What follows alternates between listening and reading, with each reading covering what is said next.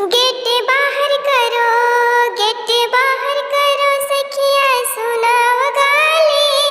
Gate बाहर करो, देखो पूरी पे बुनिया दोबारा जारी। गेट बाहर करो, देखो पूरी पे बुनिया दोबारा जारी।